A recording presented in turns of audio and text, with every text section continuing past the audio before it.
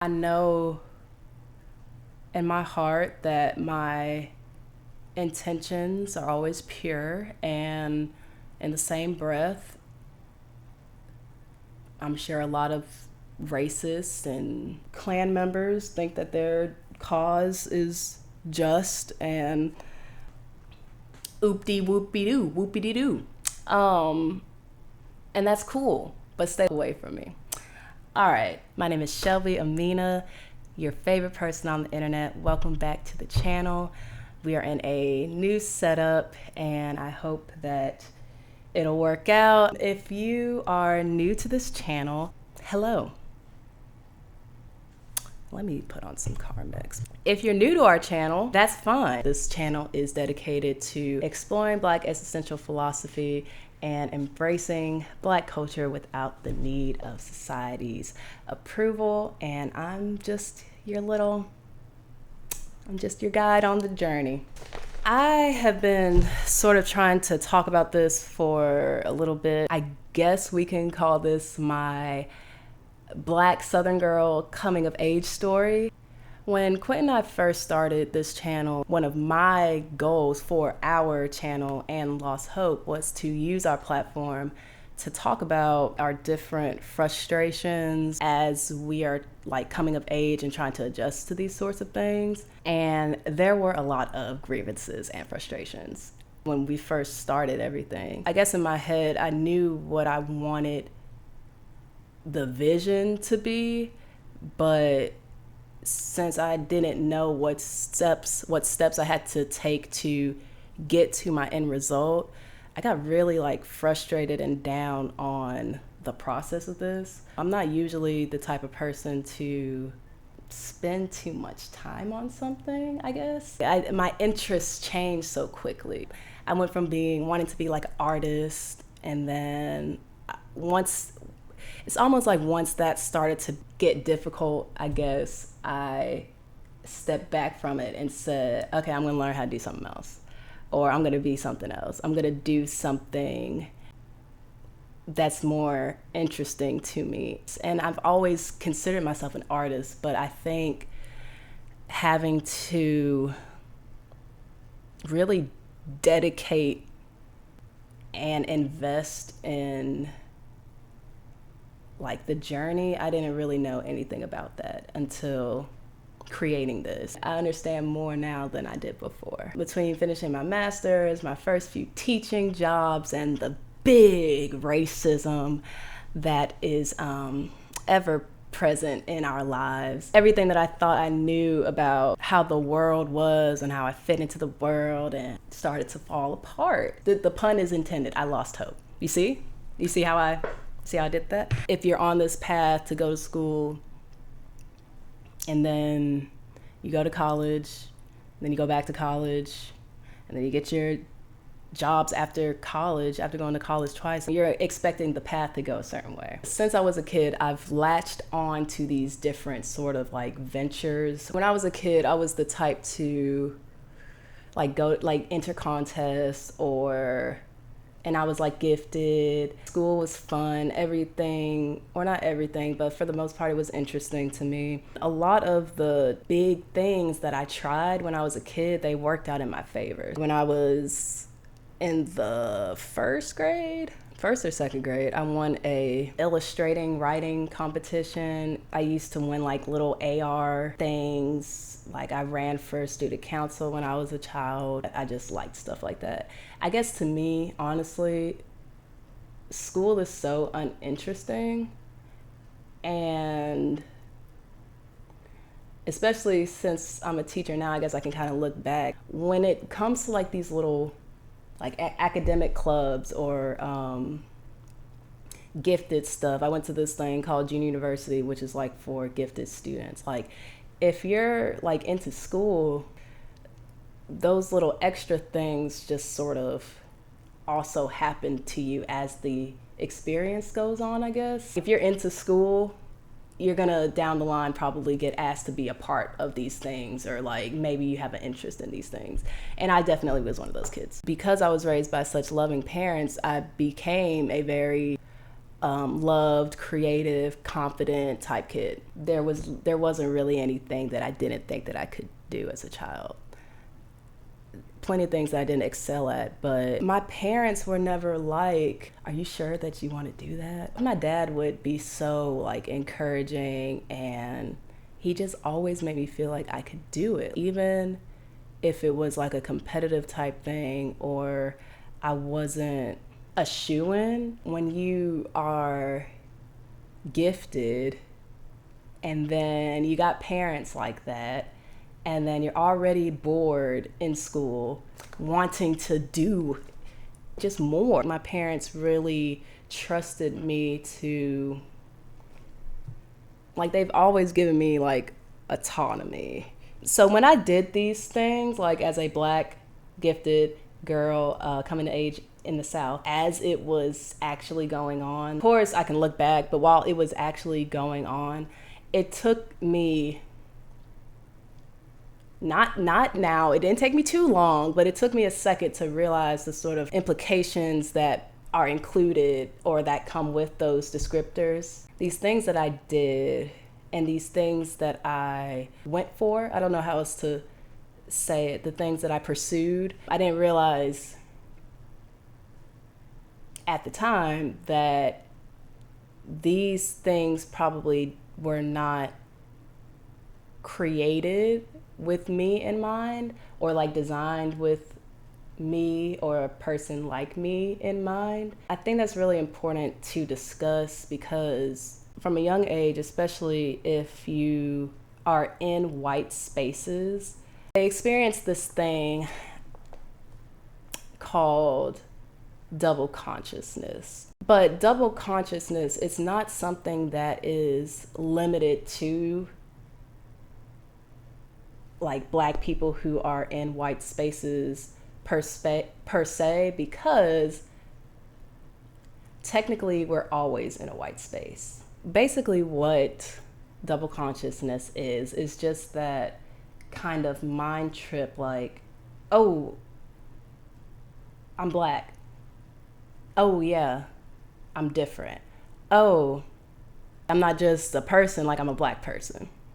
At this point, it's a very neutral experience in my experience, because and this is what I mean, I have literally been going through this since I was a child.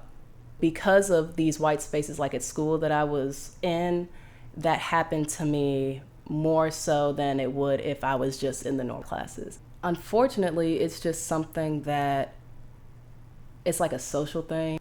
And I don't know any experience but this. I've grown up with Black people, certainly, in my life, but as far as big groups of people, except for like the few experiences, like the handful of experiences that I had growing up, like Boys and Girls Club, Black History, my band friends in high school were Black, I was in Black Student Union in college, but there have been like so many times where I think to myself, well, I'm Black and kind of going against the norm right now, or I am the only Black person right now, or my teacher just asked me a question and I'm the only Black person in here, so I feel like I'm representing my entire race right now. Like if I get this wrong, they're gonna be like, oh my God, Black women or Black girls are just stupid. Like, we were right all along. So like that kind of pressure or that feeling of, oh man, I'm Black, like that's definitely something that I've just always have to live. I've always had to, like as long as I can remember, like sort of deal with. I never really felt like an anomaly. I never really felt like I'm going against the grain right now. I suppose I am. If I am the only Black person in this group, in this position, and am I doing something extraordinary right now? It didn't really, and it hardly ever feels like that. And I think part of that is because I'm a Black person, but I'm a person. So everything I do, it can't possibly be because I am Black, right? So some things that I've done is just Shelby being Shelby. But a lot of the time, oftentimes, it has to be Shelby the black woman, because once you, like, because I never see myself, right? I don't go through life and see myself as a black woman moment to moment. Like, I do maybe hour to hour. Like, you know, I'm recording this video, I'm gonna edit it. I know that I'm black. Like, I see my legs, I see my hands, I see myself in the mirror. But when I'm thinking about my values and my beliefs and the things that I like, and well, some of the things that I like and the food that I eat, I don't think I'm black. But there are definitely situations where that does happen. Is what I'm doing right now special? I thought that I was doing my normal, I was doing like my normal thing. Like, is this like extraordinary right now? Sometimes it just is. And that part is important too. Like, when Barack Obama was elected president, that was my black president. I don't really care about politics. I mean, I don't usually think about it like that, especially because I'm an adult. But as a kid, definitely. And this, I promise, is a fluke. I don't know how this happened. I really don't. But when I was in first grade, I got the most AR points in the school. You know, this is a 7-year-old, 8-year-old getting more points than, no, if I was, I had to be like 7 or something. But I got more points than like the 5th graders too. So at that point or whatever, at that moment in time, the best reader at my elementary school was a black girl. To Shelby, little girl Shelby, first grader, I mean, that's cool. That might not mean that much, but it is significant. I guess that's the way that I should put it. It's significant. It's not something to not consider. As you grow up, like, that feeling of, oh, I'm black. Am I doing something extraordinary right now, or am I just living my life? That doesn't really go away. And it's not even like a gift. It's just this burden that black people have to carry because of what society thinks about black people. And that is sort of what, I guess that's sort of what I'm trying to make content about. I'm not going to sit here and blame certain people in history. Well, I mean, let me start over. I'm not going to sit here and pick apart how specifically white supremacy and racism and all of these affect me, because I've already done it several times, still do it, even when I don't think that I'm doing it, just as my psyche. I'm already doing it. I'm always doing it. Am I black enough?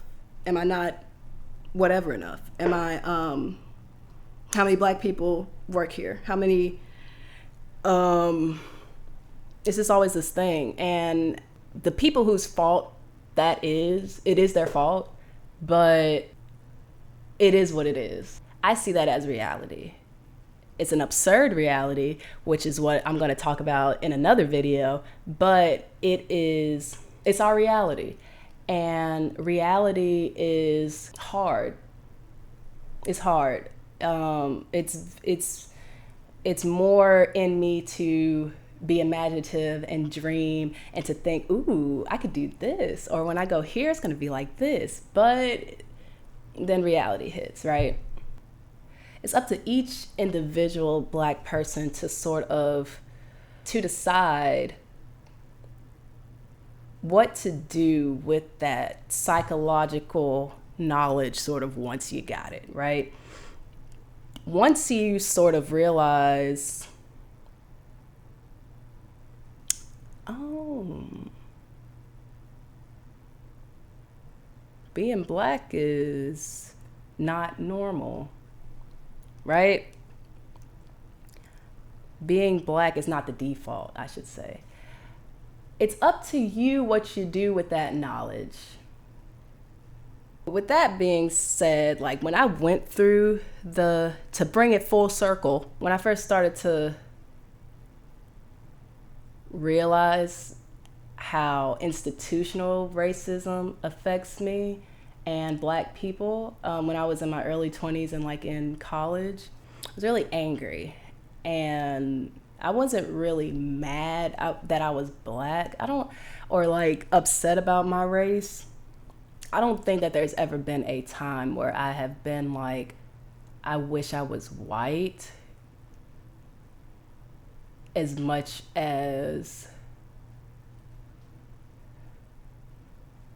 I wish I didn't have to interact with racists, or I wish that, because I like being Black, I really do, but there have been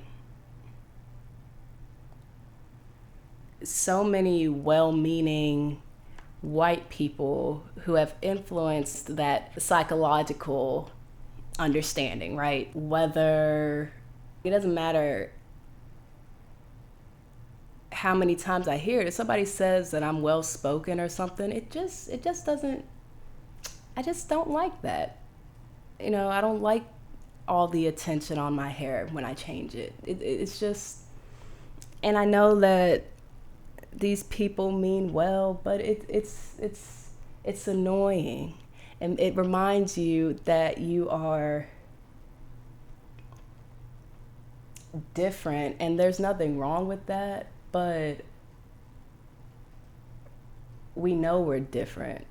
So sometimes just hearing, like, I guess like affirmations from people who don't go through your experience, it's kind of like, why are you doing this? You know, like what do you want me to say? And that's like progressive, right? So these people will try and do these things to show how understanding of Black culture they are, or how much that they know, how much they want to understand. And at this point, very similarly to how the double conscious thing, it's like you start to just be indifferent. I can't let it mean that much to me because you don't go through what I go through. So it just doesn't, it just can't mean that much. At the end of the day, my psychological well-being that responsibility doesn't fall on white people or any people. It really just falls on myself, because I'm the one who is going to have to be in this body and go through these things and think about these things. And it's my journey to have to go through. And that's fine. Like, that's my own journey. Like, the intricacies of my Black identity,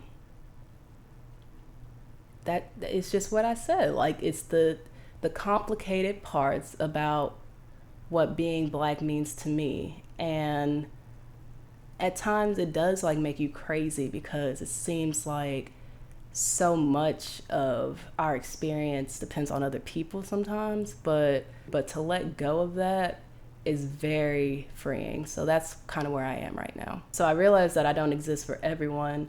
So with that root exist, now it's like I'm trying to figure out, what do I exist for?